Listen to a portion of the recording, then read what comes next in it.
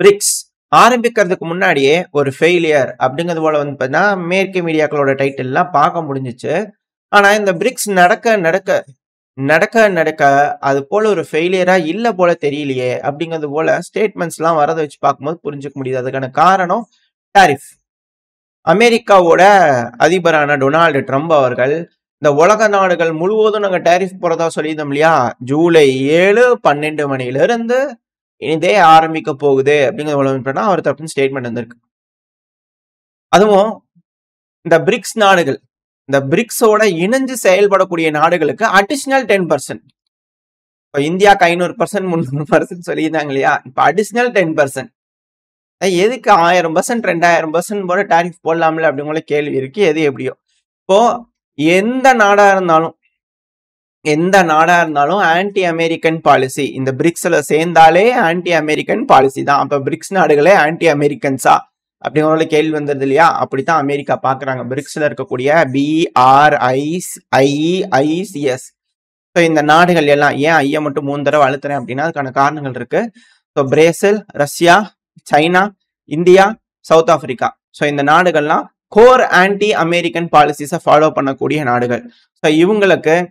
இவங்களோட சேர்ந்து செயல்படக்கூடிய நாடுகளுக்கு நாங்க அடிஷனலா 10% டாரிஃப் வந்து பாருங்க போட போறோம் அப்படிங்கிற சொல்லிக்கிறாங்க. டாரிஃப் இந்த சென்ஸ் அந்த நாடுக்குள்ள போய் வியாபாரம் பண்ணக்கூடிய அனைத்து நபர்களுக்கும் வந்து பண்ண டாரிஃப், அதாவது 10% எக்ஸஸ் வரி அதிகமா போட போறாங்க. அதாவது இருக்கக்கூடிய விஷயம் என்னன்னா எந்த எக்ஸப்ஷனும் இல்லை, எந்த எக்ஸப்ஷனும் கிடையாது. இந்த பிரிக்ஸோட சேர்ந்துட்டீங்கன்னா உனக்கு நீ ஆன்டி அமெரிக்கன் தான், உனக்கு வந்து பாத்தீங்கன்னா 10% தான் அப்படிங்கிற இவர்கிட்ட இருந்திருக்கு. அது மட்டும் இல்லாம thank you for your attention to this matter அப்படிங்கிற அவர் தரப்பு வந்து வந்திருக்கு.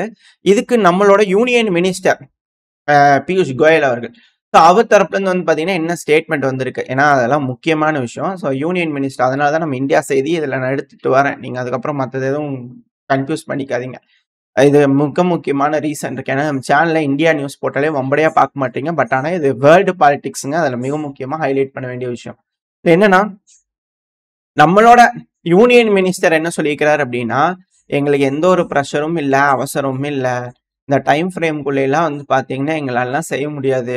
நாங்கெல்லாம் பொறுமையா தான் வந்து பாத்தீங்கன்னா யோசிச்சு எங்க நாட்டோட இன்ட்ரெஸ்ட்னு ஒண்ணு இருக்குங்க. அந்த நாட்டோட இன்ட்ரெஸ்டுக்கு ஏத்த மாதிரி தான் செயல்படுவோங்க. நீங்க கேட்குற மாதிரி வேகமா, அதாவது என்ன மாதிரி பேசுறது கூட, அதுக்கு பதில் சொல்றது கூட வந்து பண்ணா மெதுவாக தான் வந்து பார்த்தீங்கன்னா பேசுவோம். நீங்கள் டெட்லைன்லாம் வச்சு இதுக்குள்ள முடிவெடுங்க அப்படின்னாலாம் எங்களால் முடிவெடுக்க முடியாதுங்க. நாங்கள் எங்கள் நாட்டோட இன்ட்ரெஸ்ட் தான் முதல்ல பார்ப்போம், அப்புறம் தான் அமெரிக்காவோட இன்ட்ரெஸ்ட்டை நாங்கள் பார்ப்போம் அப்படிங்கிற ஒரு தரப்பு வந்து தெளிவான ஸ்டேட்மெண்ட்ஸ் வந்து பார்த்தீங்கன்னா வர ஆரம்பிச்சிருக்கு. நம்ம ரொம்ப பொறுமையாக தான் அமெரிக்காவை ஹேண்டில் பண்ணுவோம், அவசரப்பட்டு எதுவும் பண்ண மாட்டோம். ஆனா இந்த பிரிக்ஸ் நாடுகள் ஜாயிண்ட் ஸ்டேட்மெண்ட், இதை நம்ம பல தடவை சொல்லிட்டு இருக்கோம். எந்த நாடுகள் எத்தனை அமைப்புகள் என்ன வேணா வச்சுக்கலாம், அந்த அமைப்புகள் நடக்குது அப்படின்னா ஜாயிண்ட் ஸ்டேட்மெண்ட் வரணும். ஜாயிண்ட் ஸ்டேட்மெண்ட் வந்துச்சுன்னா அதோட முடிவுகள் என்ன அப்படிங்கறத இதுல இருக்கக்கூடிய விஷயம். என்ன மாதிரியான ஸ்டேட்மெண்ட் வருதுங்க விஷயம். ஜாயிண்ட் ஸ்டேட்மெண்ட் வரதே ஒரு பெரிய விஷயம். ஏன்னா எல்லா நாடுகளும் ஒருங்கிணைஞ்சு ஒருமித்த கருத்து அப்படிங்கறது சொல்றதே பெரிய விஷயம். இப்போ ஒரு குடும்பம் இருக்குன்னா குடும்பத்துல ஒருத்தருக்கு ஒரு மாதிரியான கருத்து வேறுபாடுகள் இருக்கலாம். சரி ஓகே அப்படின்னு கடைசியா ஒரு முடிவு எடுக்கிறாங்க தெரியுங்களா? அது போலதான் இது. ஃபேமிலியோட அப்படியே நீங்க பாத்தீங்கன்னா தான் உங்களுக்கு இதுல புரிய வரும். ஒருமித்த கருத்து அப்படிங்கிறது கடைசியா ஜாயிண்ட் ஸ்டேட்மெண்ட். பகல்காம்ல தீவிரவாத தாக்குதலுக்கு எல்லாரும் கண்டனங்கள் தெரிவிச்சுக்கிறாங்க. எஸ்சிஓ மீட்டிங்ல இது நடக்கல, ஆனா பிரிக்ஸ்ல இது நடந்திருக்கு. எஸ்சிஓட இம்பார்ட்டன்ஸ் என்ன, பிரிக்ஸோட இம்பார்ட்டன்ஸ் என்ன அப்படிங்கிறத தெரிஞ்சுக்கலாம். இதுல ரஷ்யாவும் இருக்காங்க, சைனாவும் இருக்காங்க. அதுலயும் ரஷ்யாவும் இருந்தாங்க, சைனாவும் இருந்தாங்க. இல்ல ஈரானும் இருக்காங்க, இதுலயும் ஈரானும் இருக்காங்க. அப்படி இருக்கும்போது இல்ல இல்லாத ஒரு நபர் யாரு, பாகிஸ்தான். அதனால அது ஃபெயிலியரா போச்சு. இது பிரிக்ஸ்ல பாகிஸ்தான் சக்சஸ் ஆயிருக்கு. பகல்காம் தீவிரவாத தாக்குதலுக்கு வந்து பண்ண கண்டனங்கள் ஒருங்கிணைஞ்சு கருத்துக்களை வந்து பண்ண தெரிவிச்சிருக்காங்க. ஜாயிண்ட் ஸ்டேட்மெண்ட் தான் இதுல இருக்கக்கூடிய மிக முக்கியமான விஷயம். அடுத்தது 10 நாடுகள் அபிஷியலா வந்து பண்ணா பிரிக்ஸ்ல பார்ட்னர்ஷிப் கண்ட்ரியா இணைஞ்சிருக்காங்க. பெலருஸா இருக்கட்டும், பொலிவியாவா இருக்கட்டும், கியூபாவா இருக்கட்டும், கசகஸ்தானா இருக்கட்டும், மலேசியாவா இருக்கட்டும், நைஜீரியாவா இருக்கட்டும், தாய்லாண்டா இருக்கட்டும், வியட்நாமா இருக்கட்டும், யுகாண்டாவா இருக்கட்டும், உஸ்பெகிஸ்தானா இருக்கட்டும். இந்த 10 நாடுகள் வந்து பண்ணா பிரிக்ஸ்ல வந்து பார்ட்னர்ஷிப் கண்ட்ரியா இணைஞ்சிருக்காங்க. பக்கத்துல இந்தோனேஷியா வந்து பார்த்தீங்கன்னா அபிஷியல் மெம்பரா ரெகக்னைஸும் ஆயாச்சு. இதுல வந்து பாத்தீங்கன்னா பிரிக்ஸ் ஃபெயிலியர் அப்படின்னா பல நாடுகள் வந்து சேரணும்னு தேவை கிடையாது. இப்படி நடக்குது அப்படின்னா பிரிக்ஸ் ஏதோ ஒரு வகையில தேவை அப்படிங்கிறது மட்டும் புரிஞ்சுக்க முடியுது. அடுத்தது இந்த பிரிக்ஸோட சைட்லைன் மீட்டிங்ஸ். ஜெய்சங்கர் அவர்கள் வந்து பாத்தீங்கன்னா நம்ம ரஷ்யாவோட, ஈரானோட, மெக்சிகோவோட ஃபாரின் மினிஸ்டர்ஸோட சைட்லைன் மீட்டிங்ஸ் போக இருக்கு. இதுல மிக முக்கியமா வந்து பாத்தீங்கன்னா நம்மளோட லாவ்ரோ அவர்களோட ஜெய்சங்கர் அவர்கள் பேசக்கூடிய விஷயம் தான். அதுல என்ன நடக்க போகுது அப்படிங்கிறது பார்த்தலாம். அது மட்டும் இல்லாம ஆல்ரெடி பிரேசில் கூடயும் வந்து பாத்தீங்கன்னா அக்ரிமெண்ட்ஸ் எல்லாம் போடப்பட்டிருக்கு. அது பிரேசில் கூட 4 அக்ரிமெண்ட்ஸ் வந்து கையெழுத்திடப்படுது அப்படிங்கிற சொல்றாங்க.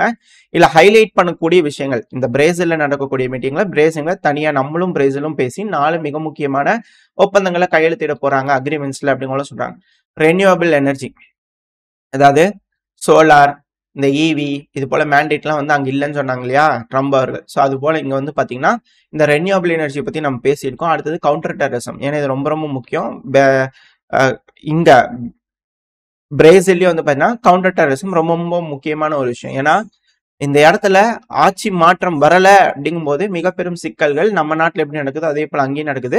ஸோ அங்க நடக்கக்கூடிய விஷயம் என்ன மாதிரியான தீவிரவாத தாக்குதல் நடந்துட்டு இருக்குன்னு நம்மளே அங்க பாத்துட்டு இருக்கோம், பில்டப்ஸ் எப்படி இருக்குன்னு சொல்லிட்டு.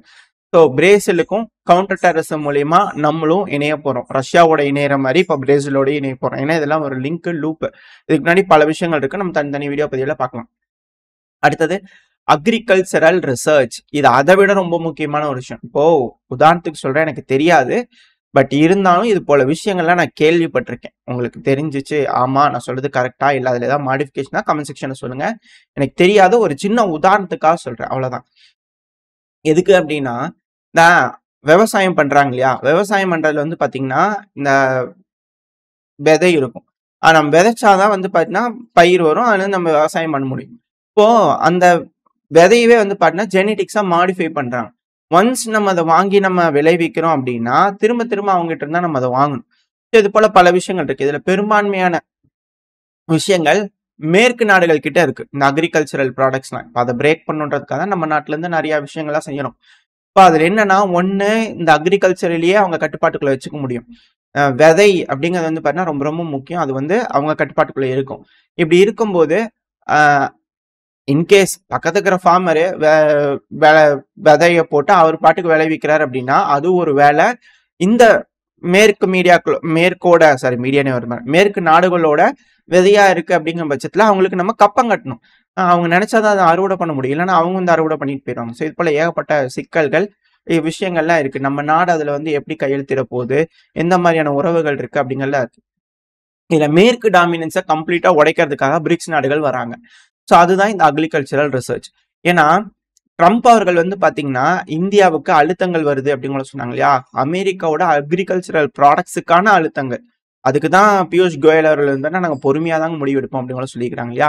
ஏன்னா ஒன்ஸ் வந்து அந்த மாதிரி போய் சிக்கிட்டோம் அப்படின்னா நாளைக்கு உணவு பஞ்சம் ஏற்படுத்தலாம், டக்குன்னு ஏற்படுத்தலாம். விதை கொடுக்க மாட்டோம் அப்படிங்கிற சொல்லிடுறாங்க. நம்ம கிட்ட வந்து பண்ண இருக்காது, எப்படி பயிரிடுறது, என்ன பண்றது, ஒன்றும் பண்ண முடியாது. ஸோ அது போல ஏகப்பட்ட சிக்கல்கள்லாம் இதுல நிறைய லூப் ஹோல்ஸ் இருக்கு. எனக்கு அவ்வளவா தெரியாது, தெரிஞ்சதை வச்சு நான் உங்களுக்கு சொல்றேன். நீங்க ரிசர்ச் பண்ணி என்ன எதுங்க அதை அலசி அரைஞ்சு முடிவு எடுத்தீங்க. அப்படி தெரிஞ்சவங்க இருந்தீங்கன்னா கமெண்ட் செக்ஷன்ல சொல்லுங்க. இது போல ஏகப்பட்ட விஷயங்கள் இருக்கு. இது எல்லாத்துக்கும் மேல எக்ஸ்சேஞ்ச் ஆஃப் கான்ஃபிடென்ஷியல் இன்ஃபர்மேஷன் என்ன ஏதுன்னு சொல்ல, பட் ஆனா ரகசியமான விஷயங்கள் சிலதை பிரேசிலோட வந்து பாத்தீங்கன்னா நம்ம பிரேசிலும் நம்ம கிட்ட பகிரப்படும் அப்படிங்கிற சொல்லிக்கிறாங்க. இது எப்படி நம்ம லிங்க் பண்ணிக்கலாம் அப்படின்னா, 5 கண்கள் அப்படிங்கிறதோட ஒரு அமைப்பு இருக்கு. மேற்கு நாடுகள் தான், இந்த நியூசிலாந்து இவங்கெல்லாம் இருக்காங்க. ஸோ அவங்க என்னன்னா உளவுத்துறையை வந்து பார்த்தீங்கன்னா இணைச்சிருக்காங்க. அதாவது இந்த நாடுகளுக்குள்ள பார்த்துக்கிட்டே இருப்பாங்க என்னென்னலாம் நடக்குது இந்த உலகத்துல அப்படிங்கிறது போல. எல்லாத்துக்கான டீட்டெயில்ஸ் இன்ஃபர்மேஷன்லாம் எடுத்துக்குவாங்க, ஷேர் பண்ணிட்டே இருப்பாங்க. ஓ ஈரான் வந்து இந்த இடத்துல ஏதோ ஒரு இன்வெஸ்ட்மெண்ட் பண்றாங்க, அவங்களுக்கு இந்தந்த கம்பெனி வழியா ஈரான் வந்து இந்த மாதிரி பணம் போடுறாங்க. ஸோ அந்தந்த கம்பெனிஸ் வந்து நம்ம அடிச்சோம்னா ஈரான் வந்து இன்வெஸ்ட் பண்றதெல்லாம் வேஸ்ட் பண்ணிடலாம் அப்படிங்கிற அவங்களுக்கு பல விதமான இன்ஃபர்மேஷனை கலெக்ட் பண்ணி பல நாடுகள்ல இணைஞ்சு பல உளவாளிகள் பல நாடுகளுக்குள்ள இருந்து இன்ஃபர்மேஷன்ஸ் கேதர் பண்ணி இது போல சேர்த்து வச்சிருப்பாங்க, அவங்களுக்குள்ள ஷேர் பண்ணிக்குவாங்க. இப்ப பிரிக்ஸ் நாடுகள் இது போல வேலைகளை ஈடுபடுறாங்களா அப்படின்ற கேள்விகள், அதுக்கான அடித்தளங்கள் அமைஞ்சுக்கிட்டே இருக்கா அப்படிங்கிற விஷயங்கள்ல இருக்கு. ஏன்னா அது ஒரு நாடுகள் கூடயும் தனித்தனியா நம்ம அக்ரிமெண்ட்ஸ் போட்டுக்கிட்டு இருக்கோம். ஒரு கட்டத்துக்கு மேல அது பிரிக்ஸா இவால்வ் வரும்போது சாலிடா ஸ்ட்ராங்கான ஒரு பார்ட்டியா இருக்கும் அப்படிங்கிற பலரோட கருத்துக்களா இருக்கு. நடக்குதா என்ன ஏதுனால வெயிட் பண்ணி பார்த்தலாம்.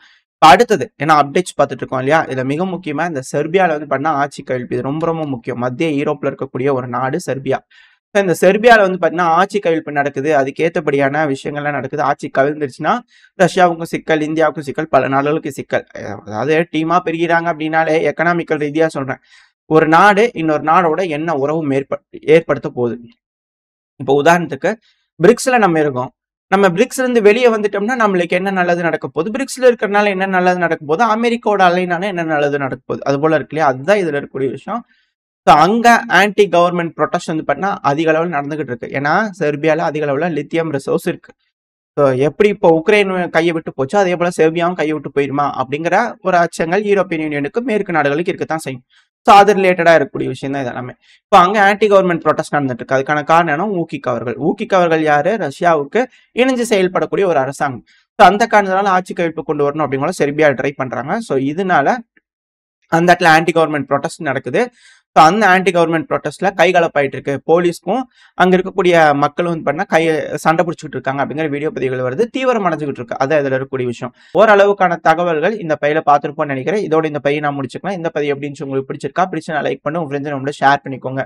அது கூடவே மறக்காம இந்த பதிவு பத்தி உங்களோட கருத்துக்களை கமெண்ட் செக்ஷன்ல சொல்லுங்க. நம்ம சேனல் சப்ஸ்கிரைப் பண்ணா மறக்காம சப்ஸ்கிரைப் பண்ணிக்கோங்க. உங்களோட அன்பாதரவு எனக்கு எப்போ இருக்கும்னு நம்பிக்கையில் இந்த பதிவு நான் முடிச்சுக்கலாம். இந்த பதிவு நல்லா இருக்கும்னு நம்பிக்கையில் அடுத்த போய் உங்களை சந்திக்கிறேன். Stay safe. பை.